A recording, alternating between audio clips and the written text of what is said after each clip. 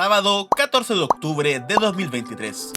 En un monumental repleto, Matías Ariel Fernández Fernández da sus últimos pasos dentro de una cancha de fútbol como jugador. En un partido marcado por la presencia de históricos del fútbol chileno, sumado a estrellas extranjeras que compartieron con Matías durante su larga trayectoria en Europa, el 14 de los blancos dijo adiós a las canchas para siempre.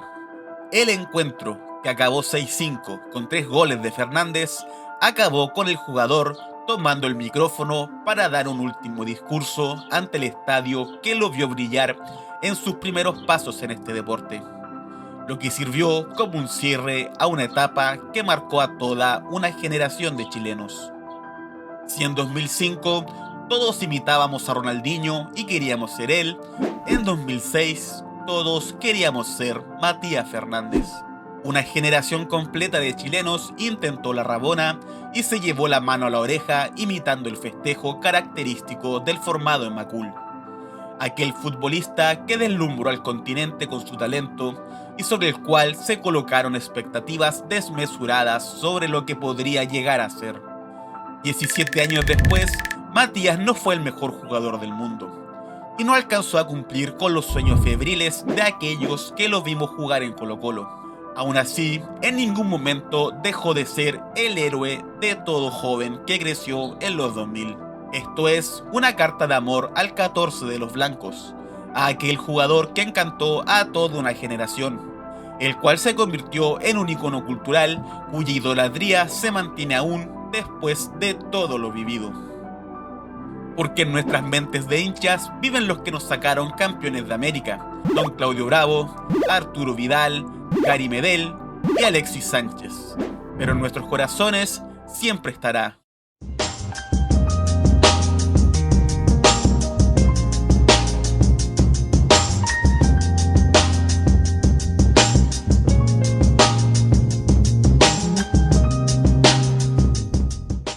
Nacido en Buenos Aires, de madre argentina y padre chileno, vio la luz en 1986 en Merlo, provincia de la capital trasandina. Aquí, el joven Matías viviría su primera infancia antes de llegar a nuestro país, específicamente a la ciudad de Calera. En suelo chileno, la gente comenzaría a vaticinar su futuro exitoso en el fútbol, al apodarlo Pelusa en referencia al astro argentino que se consagró campeón del mundo 2 meses después de su nacimiento. Dio sus primeros pasos en el balompié en el club de su ciudad, Unión La Calera, en donde su talento llamó rápidamente la atención del club más grande de Chile. A la edad de 12 años, se viene su primera prueba de fuego. Colo-Colo quiere contar con su presencia en las filas de su equipo, pero esto significa reemplazar La Calera por Santiago, dejando atrás a su familia en el proceso. Esto sería un duro golpe, ya que Matías era muy cercano a sus padres y dependiente del cariño y amor que estos le entregaban. Casi como si el destino estuviese preocupado del éxito de la joven estrella, Matías termina en una pensión con una familia que se preocupa de él, logrando recibir el cariño y amor de una familia. Debuta en el primer equipo de Colo-Colo a los 17 años, en un partido de pre-sudamericana en la cual el club albo pierde contra Ovalle por un resultado de 4-3. Matías tendría un debut goleador, el cual anticiparía lo que veríamos con los años. Durante la temporada 2004-2005 se convertiría en un recurrente del plantel albo.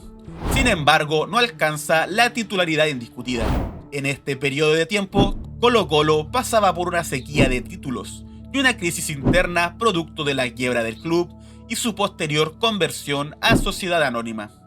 La crisis futbolística y también financiera le habían obligado a depender de los jugadores formados en casa. Jugadores como Luis Mena, Claudio Bravo, Jorge Valdivia, Arturo Vidal darían sus primeros pasos durante esta crisis futbolística de la entidad alba. En 2005, ya como sociedad anónima y con un mercado de fichajes que alcanzó el $1.000.000, siendo casi todo invertido en el pase de un joven y calvo delantero proveniente de Audax Italiano, Colo-Colo planta las semillas para lo que sería el mejor momento de la carrera de nuestro protagonista. Con Claudio Borghi asumiendo las riendas del club y un plantel conformado por jugadores que posteriormente marcarían a fuego la historia futbolística de nuestro país, Colo-Colo tuvo uno de sus mejores años desde la obtención de la Copa Libertadores en el 91. En 2006 logran alcanzar una doble corona nacional, ganando una final mítica a su clásico rival y una campaña internacional que acabó con el subcampeonato de la Copa Sudamericana. Colo-Colo 2006 es un club que atrajo todas las miradas, pero aquel que estaba en el centro de todo era él. Matías Fernández se convierte en el corazón de este plantel, derrochando talento y colocando todos los focos apuntando hacia su persona. Su campaña fue descomunal, aportando 39 goles, 10 de ellos hechos en competencias internacionales, además de entregar las jugadas más espectaculares vistas y realizadas por un jugador de origen chileno. Uno tiene que decir gracias fútbol, gracias Matías Fernández, un gol de enciclopedia, un gol de archivo el de Matías Fernández. ¡Qué visión! Su fútbol iba más allá del talento y disciplina demostrada por jugadores históricos, como Marcelo Salas, Carlos Caselli e Iván Zamorano. Lo que hacía Fernández con sus pies era arte. El contexto futbolístico nacional en los años previos a la aparición de Matías era deprimente. La campaña de Cobreloa 2003 alcanzando los cuartos de Libertadores y las semis alcanzadas por la Católica en la Copa Sudamericana 2005 fueron las únicas alegrías en un país marcado por la eliminación camino a la cita mundialista en 2006.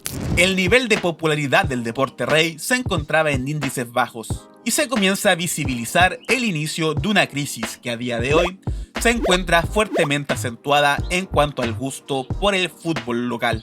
Si la crisis se retrasó, fue debido, entre muchos otros factores, al fenómeno popular que fue Matías Fernández.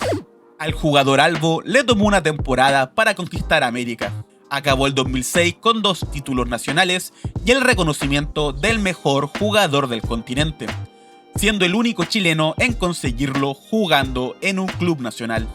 Su imperio era vasto, pero como Filipo le dijo a su hijo, un joven Alejandro Magno, busca un reino igual a ti, hijo, porque en este no cabes, había llegado el momento de que el 14 de los blancos fuera en busca de un reino más grande. El Villarreal, club español que de la mano del entrenador chileno Manuel Pellegrini vivía una época dorada, se hace con los servicios de Matías a cambio de 6 millones de euros. A su llegada, el submarino amarillo se encontraba en una mala racha futbolística y con importantes bajas, por lo que debió calzarse los botines y sin adaptación alguna, convertirse inmediatamente en titular del equipo. Fueron 14 partidos consecutivos en los que Matías era pieza inamovible del plantel, los que se saldaron con 6 derrotas, 4 empates y 4 victorias.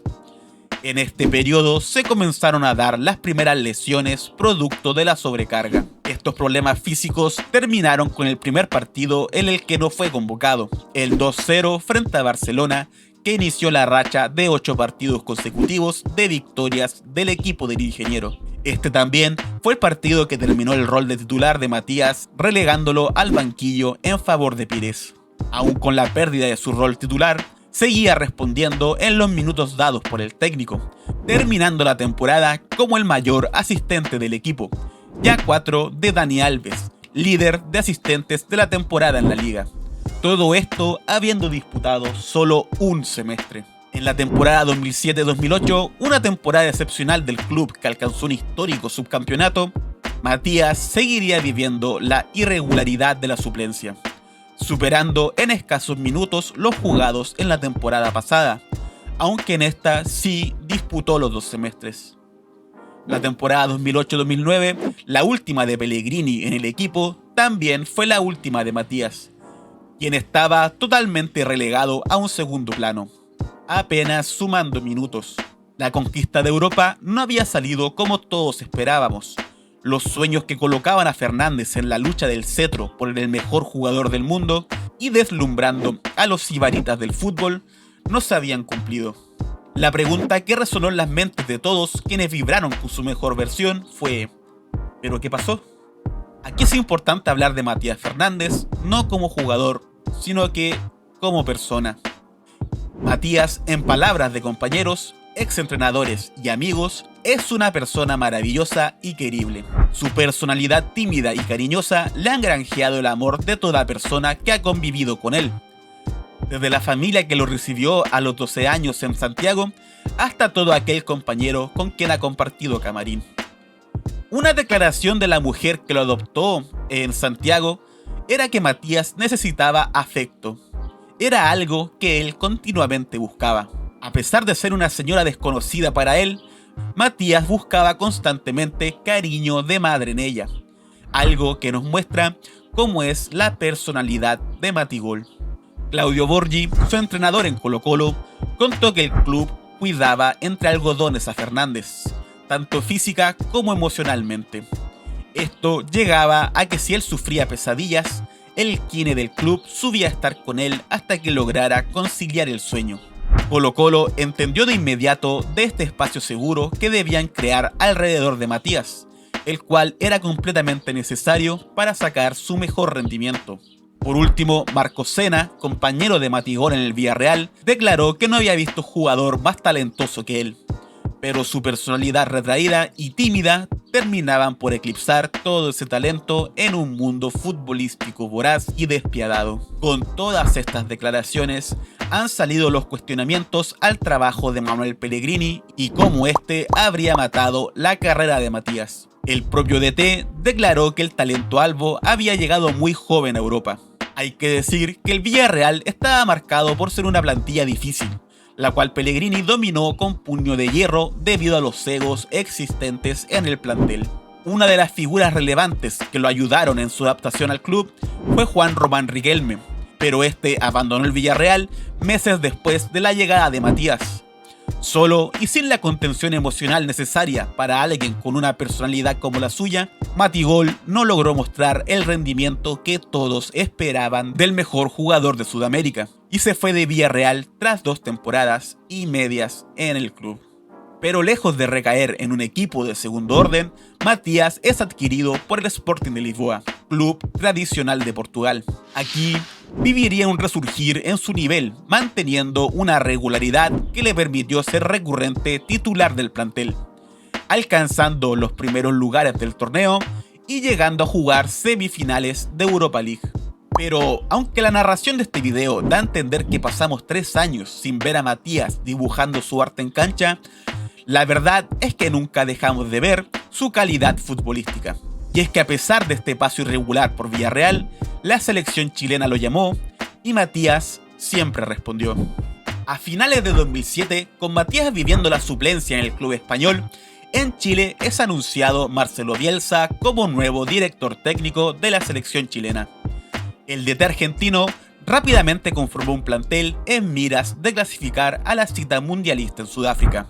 Y en medio de todo este entramado, el DT colocó a Matías, siendo el tercer jugador que más minutos disputó en el camino a Sudáfrica, solo detrás de Claudio Bravo y Humberto Suazo. Esta confianza que Bielsa depositó en él fue respondida por el jugador, quien movió los hilos del mediocampo y apareció cuando se le necesitó, convirtiendo 4 goles y repartiendo 3 asistencias. En la cita mundialista, Matías juega de titular los 2 partidos iniciales, teniendo un rol activo en el partido contra Honduras. Aquí participa con un pase fantástico que termina en la asistencia de Isla a Jan Bosellur para el gol de la victoria. Debido a acumulación de amarillas, se pierde por suspensión el tercer partido contra España, y por decisión técnica se pierde la derrota contra Brasil en octavos de final. Esta sería su única participación mundialista, debido a que por una lesión se perdió el Mundial de Brasil 2014. En el nuevo ciclo de eliminatorias y con Borghi como técnico, Matías se mantendría como titular inamovible de la selección, hasta que el técnico es reemplazado por Jorge Sampaoli, quien termina por decantarse por otros jugadores, usándolo recurrentemente de suplente. A estas alturas de su carrera, Matías ya había abandonado Sporting de Lisboa, siendo adquirido por la Fiorentina, club italiano que lucha por los puestos de mediana tabla del calcio y constantemente compite en copas europeas. Aquí es cuando comienza a vivir sus primeras lesiones de gravedad, siendo constantes sus lesiones a la rodilla. Aún con los problemas físicos que comenzaba a presentar, Matigol alcanzó una regularidad dentro del equipo, siendo tenido en cuenta por su entrenador y participando activamente del primer equipo. En las temporadas que jugó con el club viola, alcanzó el cuarto lugar de la liga, además de semifinales de Europa League en 2015, siendo la segunda vez que se queda a las puertas de jugar una final europea. Estas campañas positivas con la Fiorentina le aseguraron un espacio en la selección chilena para jugar la Copa América a disputar en nuestro país. En la cita sudamericana, Matías quedó relegado a la suplencia, aunque siempre respondió positivamente en los minutos dados por el entrenador. El 4 de julio de 2015, en medio de la final, entra desde el banco, y con la personalidad que le caracterizaba en su etapa en el Albo, decide ser el primero que se ponga frente al arco para patear su penal. Sobre él se cierne la sombra fantasmagórica de las finales del 79 y 87. Tras de sí, le persiguen 100 años de historia negativa, en la que el grito de campeón se había ahogado en las gargantas de millones de chilenos. Pero sus hombros no resienten el peso de la carga que él aceptó pateando el primer penal. De ser así, no lo habríamos visto caminar tan erguido. Tampoco oyó los lamentos del pasado, ya que su vista estaba fijada en el arco y jamás miró atrás. Sus ojos, que se intercalaban entre la portería y el balón, deciden ver al cielo por un momento, a la vez que sus manos se abren en señal de oración. Matías pateó y abrió la senda de lo que sería el primer título para nuestro país. Alexis y la Copa América. Alexis le pegó. Chile campeón. Chile campeón. Chile campeón. Chile campeón de Copa América en un partido dramático. En una tarde. Posterior a la obtención de la Copa América en 2015, Matías se quedaría fuera de la de 2016, producto de una nueva lesión en su rodilla. Esta le privó de ser bicampeón de América.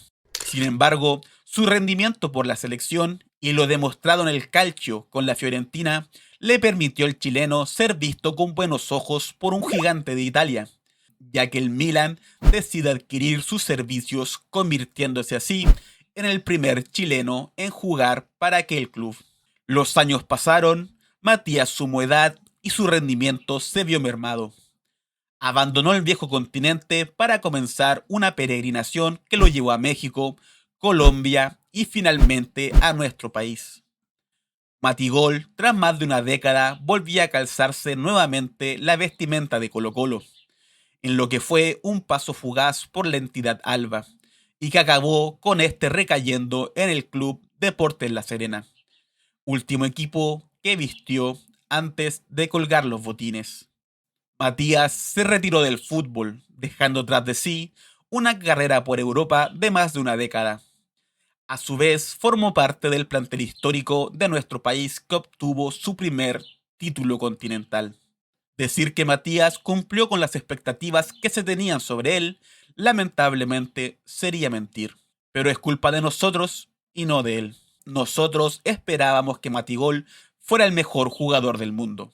Nosotros queríamos verlo en la cúspide del fútbol mundial.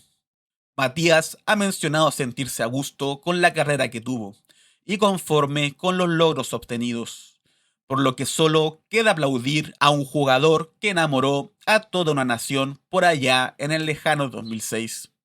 Un jugador con una destreza única con el balón y que al día de hoy sigue siendo el héroe de todos aquellos que crecimos viéndolo hacer arte con la esférica en sus pies.